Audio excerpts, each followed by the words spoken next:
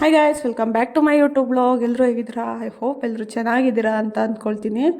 ಇವತ್ತು ಸಂಡೇ ವ್ಲಾಗ್ನ ಶೇರ್ ಮಾಡ್ತಾ ಇದ್ದೀನಿ. ತುಂಬ ದಿನ ಗ್ಯಾಪ್ ಆಗೋಯ್ತು, ವಿಡಿಯೋಗಳನ್ನ ಹಾಕೋದಕ್ಕೆ ಟೈಮೇ ಸಿಕ್ಕಿರಲಿಲ್ಲ. ಯಾಕಂತಂದರೆ 1 ವೀಕು ಊರಿಗೆ ಹೋದೆ, ಅಲ್ಲಿ ಸರಿಯಾಗಿ ವಿಡಿಯೋಗಳನ್ನ ಮಾಡ್ಕೊಂಡಿಲ್ಲ. ವಿಡಿಯೋ ಮಾಡ್ಕೊಂಡಿದ್ದೀನಿ, ಬಟ್ ಅಷ್ಟೊಂದು ಕಂಟಿನ್ಯೂಸ್ ವಿಡಿಯೋಗಳನ್ನ ಮಾಡ್ಕೊಂಡಿಲ್ಲ, ಒಂದಿನ ಕಂಪ್ಲೀಟ್ ಆಗೋ ಥರ. ಸೊ ಹಂಗಾಗಿ ಆ ವಿಡಿಯೋಗಳನ್ನ ಏನು ಶೇರ್ ಮಾಡೋದು ಬೇಡ, ಇನ್ನು ಬೆಂಗಳೂರಿಗೆ ಹೋದ್ಮೇಲೆ ಡೈಲಿ ವಿಡಿಯೋಗಳನ್ನ ಹಾಕೋಣ ಅಂತ ಅಂದ್ಕೊಂಡೆ. ಇನ್ನು ಅದಾದಮೇಲೆ ಸ್ವಲ್ಪ ಬೆಂಗಳೂರಿಗೆ ಬಂದಮೇಲೆ ಮನೆ ಕ್ಲೀನ್ ಮಾಡೋದೇ ಒಂದಿನ ಮುಗ್ದೇ ಹೋಯ್ತು ನನಗೆ ಕೆಲಸ. ಅದಾದಮೇಲೆ ತಿರುಪತಿಗೆ ಹೋಗ್ಬಿಡೋಣ ಅಂತ ಹೋದ್ವಿ. ಸೊ ಅಲ್ಲಿ ಬೇರೆ 2 ದಿನ ಟೈಮ್ ಹೋಯಿತು. ನನಗೆ ಫಸ್ಟ್ ಟೈಮು ತಿರುಪತಿಗೆ ಹೋಗಿದ್ರಿಂದ ನನಗೆ ಅಲ್ಲಿ ಯಾವ ಥರ ವಿಡಿಯೋಗಳನ್ನ ಮಾಡ್ಕೋಬೇಕು ಅನ್ನೋದು ಗೊತ್ತಾಗಲಿಲ್ಲ, ಎಲ್ಲೆಲ್ಲಿ ವಿಡಿಯೋ ಮಾಡ್ಕೊಬೇಕು ಅಂತ.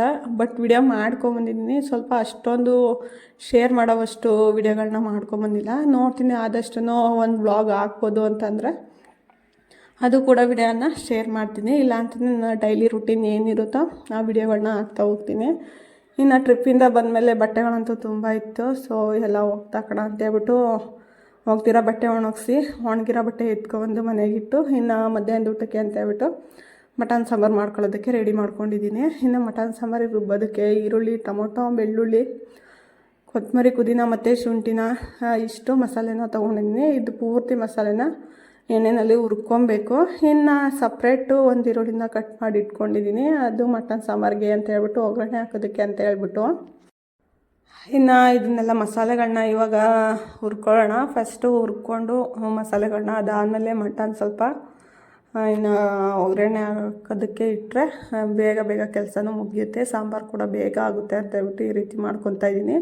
ಟೇಸ್ಟ್ ಕೂಡ ತುಂಬ ಚೆನ್ನಾಗಿ ಬರುತ್ತೆ. ಸೊ ಹಂಗಾಗಿ ಎಣ್ಣೆನಲ್ಲಿ ಆದಷ್ಟು ಮಸಾಲೆ ಹುರ್ಕೊಂಡು ಮಾಡಿದ್ರೆ ಚೆನ್ನಾಗಿರುತ್ತೆ ಅಂತ ಹೇಳ್ಬಿಟ್ಟು ಮಾಡ್ಕೊಳ್ತಾ ಇದ್ದೀನಿ. ಇನ್ನು ಸ್ವಲ್ಪ ಎಣ್ಣೆ ಹಾಕ್ಕೊಂಡು ಈರುಳ್ಳಿ, ಬೆಳ್ಳುಳ್ಳಿ ಫಸ್ಟು ಫ್ರೈ ಮಾಡಿಕೊಂಡು, ಅದಾದಮೇಲೆ ಶುಂಠಿ, ಪುದೀನ, ಕೊತ್ತಂಬರಿ ಮತ್ತು ಇಷ್ಟೂ ಸ್ವಲ್ಪ ಎಣ್ಣೆನಲ್ಲಿ ಹಾಗೆ ಫ್ರೈ ಮಾಡ್ಕೊಳ್ತಾ ಇದ್ದೀನಿ. ಇನ್ನು ಫ್ರೈ ಮಾಡಿಕೊಂಡು ಅದನ್ನು ಎತ್ತಿಟ್ಕೊಂಡು, ಇನ್ನು ಕಟ್ ಮಾಡಿರೋವಂಥ ಟೊಮೊಟೊ ಕೂಡ ಹಾಕ್ಕೊಂಡು ಅದು ಕೂಡ ಎಣ್ಣೆಯಲ್ಲಿ ಫ್ರೈ ಮಾಡ್ಕೊಬೇಕು. ಸೊ ಮಸಾಲೆ ಹುರಿದು ಮಾಡೋ ಮಟನ್ ಸಾಂಬಾರು ತುಂಬ ಟೇಸ್ಟ್ ಬರುತ್ತೆ. ನಮ್ಮ ಮನೆಯವರು ಮಟನ್ ಸಾಂಬಾರು ತಿನ್ನೋದಿಲ್ಲ. ಸೊ ಹಂಗಾಗಿ ಅವ್ರಿಗೆ ಬೆಳಗ್ಗೆನೇ ಚಿಕನ್ ಮಾಡಿಕೊಟ್ಟಿದ್ದೆ, ಚಿಕನ್ನು ಕೂಡ ತೊಗೊಂಬಂದಿದ್ರು. ಫಸ್ಟು ಚಿಕನ್ನು ಮತ್ತು ಮುದ್ದೆ ಮಾಡಿಬಿಟ್ಟು ಬೆಳಗ್ಗೆ ಟಿಫನ್ಗೆ ಅಂತ ಹೇಳ್ಬಿಟ್ಟು ಮುದ್ದೆನೇ ಮಾಡ್ಕೊಂಡಿದ್ದೆ. ಸೊ ಟಿಫನ್ ಮಾಡ್ಕೊಂಡಿದ್ವಿ. ಟಿಫನ್ ಮಾಡಿಕೊಂಡು ಸ್ವಲ್ಪ ಮನೆ ಕೆಲಸ ಏನಿದೆ ಮುಗಿಸ್ಕೊಂಡು, ಅದಾದಮೇಲೆ ಇನ್ನು ಮಧ್ಯಾಹ್ನದ ಊಟಕ್ಕೆ ಅಂತ ಹೇಳ್ಬಿಟ್ಟು ಮಟನ್ ಸಾಂಬಾರು ಮಾಡ್ಕೊಳ್ತಾ ಇದ್ದೀನಿ.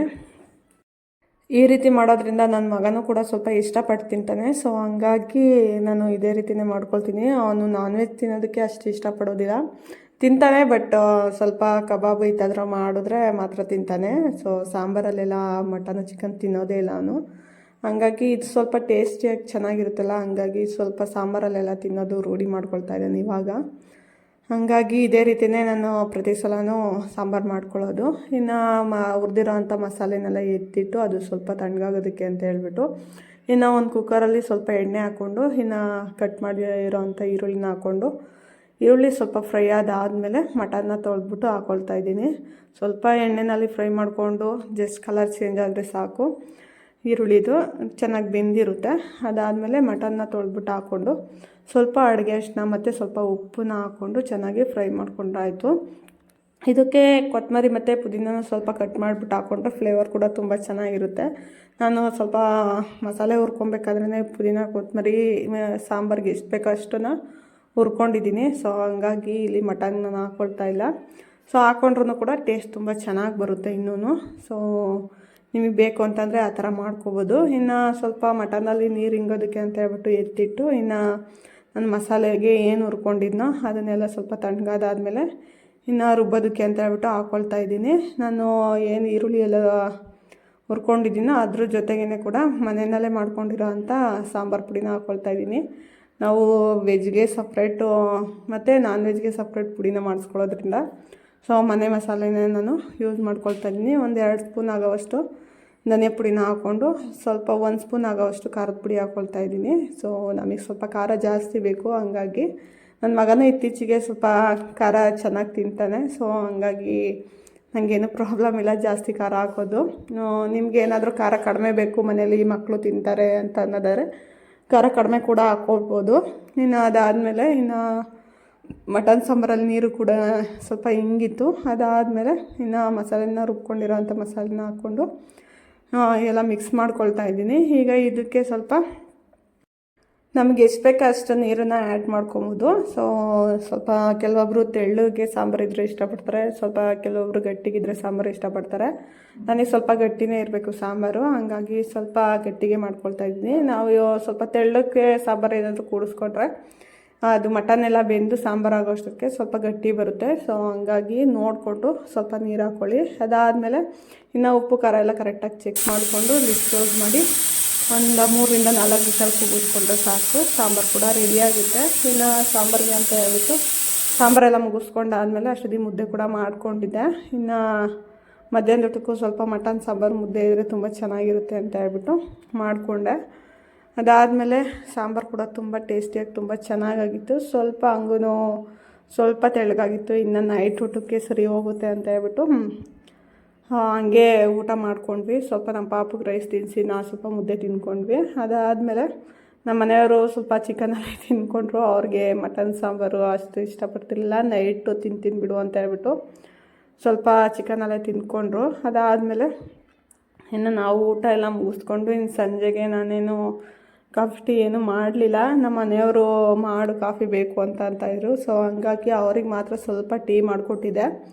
ನಾನೇನು ಕಾಫಿ ಟೀ ಏನು ಕುಡಿಲಿಲ್ಲ, ಯಾಕಂದರೆ ನನಗಿದೆ ಹೊಟ್ಟೆ ತುಂಬೋಗ್ಬಿಟ್ಟಿತ್ತು. ಯಾಕಂದರೆ ಸ್ವಲ್ಪ ನಾನ್ ವೆಜ್ ಎಲ್ಲ ತುಂಬ ಇಷ್ಟಪಟ್ಟು ತಿನ್ನೋದ್ರಿಂದ ಅವಾಗೇನು ಕಾಫಿ ಟೀ ಬೇಕು ಅಂತ ಅನ್ನಿಸ್ಲಿಲ್ಲ. ಹಂಗಾಗಿ ಅವರೊಬ್ಬರಿಗೆ ಸ್ವಲ್ಪ ಟೀ ಮಾಡಿಕೊಟ್ಟೆ. ಅದಾದಮೇಲೆ ಇನ್ನು ಸಂಜೆ ಕೆಲಸ ಎಲ್ಲ ಮುಗಿಸ್ಕೊಂಡು ಪಾತ್ರೆ ಎಲ್ಲ ತೊಳೆದಿಟ್ಟು ಅದಾದಮೇಲೆ ಬಟ್ಟೆ ಎತ್ಕೊಂಬಂದಿರೋದೆಲ್ಲ ಮಡಿಸಿಟ್ಟು ಇನ್ನು ನೈಟ್ ಕೂಡ ಊಟ ಮುಗಿಸ್ಕೊಂಡ್ವಿ. ಊಟ ಮುಗಿಸ್ಕೊಂಡಾದ್ಮೇಲೆ ನಮ್ಮ ಪಾಪು ಟಿ ವಿ ನೋಡ್ತಾ ಇದ್ದ. ಕುತ್ಕೋ ಕೆಳಗೆ ಅಂದ್ರೂ ಕುತ್ಕೊತಾ ಇರಲಿಲ್ಲ, ಮತ್ತೆ ಎದ್ದು ನಿಂತ್ಕೊಳ್ಳೋನು ಫುಲ್ಲು ಎಂಜಾಯ್ ಮಾಡ್ಕೊಂಡು ಟಿ ವಿ ನೋಡ್ತಾ ಇದ್ದ.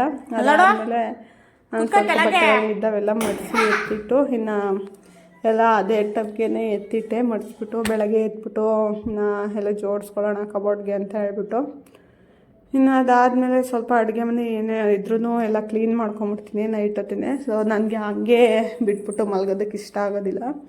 ನಮ್ಮ ದೇವ್ರ ಮನೆ ಬೇರೆ ಅಡುಗೆ ಮನೆ ಪಕ್ಕನೇ ಇರೋದ್ರಿಂದ ನನಗೆ ಏನೇ ಮಾಡಿದ್ರೂ ಅಲ್ಲಿ ಏನ್ಲೂ ತಟ್ಟೆ ಎಲ್ಲ ಬಿಡೋದಿಲ್ಲ ನಾನು. ಸೊ ಹಂಗಾಗಿ ಎಲ್ಲ ಪೂರ್ತಿ ಕ್ಲೀನ್ ಮಾಡಿಕೊಂಡೆ. ಕ್ಲೀನ್ ಮಾಡ್ಕೊಂಡಾದಮೇಲೆ ಇನ್ನು ಸೋಮವಾರ ನಮ್ಮ ಮನೆಯವರು ನಾನ್ ವೆಜ್ ಏನು ತಿನ್ನೋದಿಲ್ಲ. ಸೊ ಹಂಗಾಗಿ ನಾನು ಕೂಡ ಆದಷ್ಟು ಅವಾಯ್ಡ್ ಮಾಡೋಣ, ಸೋಮವಾರ ಟೈಮು ನಾನ್ ವೆಜ್ ಎಲ್ಲ ತಿನ್ನೋದು ಬೇಡ ಅಂತ ಅಂದ್ಕೊಂಡಿದ್ದೀನಿ. ಸೊ ಹಂಗಾಗಿ ಬೆಳಗ್ಗೆ ದೋಸೆಗೆ ನೆನೆಸ್ಬೇಕಾಗಿತ್ತು. ಸ್ವಲ್ಪ ಈ ಅಕ್ಕಿ ರೊಟ್ಟಿ ಥರ ಎಲ್ಲ ಕ್ರಿಸ್ಪಿಯಾಗಿ ಬರುತ್ತಲ್ಲ, ಸೊ ಆ ಥರ ದೋಸೆ ಮಾಡ್ಕೊಳ್ಳೋಣ ಅಂತ ಹೇಳ್ಬಿಟ್ಟು ಇನ್ನು ಅಕ್ಕಿ ಕೂಡ ತೊಳ್ಕೊಳ್ತಾ ಇದ್ದೀನಿ. ಅದ್ರ ಜೊತೆಗೆ ಸ್ವಲ್ಪ ನಮಗೆ ಏನು ಕಾಳುಗಳಿರುತ್ತೋ ಮನೆಯಲ್ಲಿ ಅವನ್ನು ಸೇರಿಸ್ಕೊಂಡು ನೆನೆಸಿಟ್ಕೊಂಡ್ರೆ ಬೆಳಗ್ಗೆಗೆ ಇನ್ನು ದೋಸೆಗೆ ಚೆನ್ನಾಗಿರುತ್ತೆ.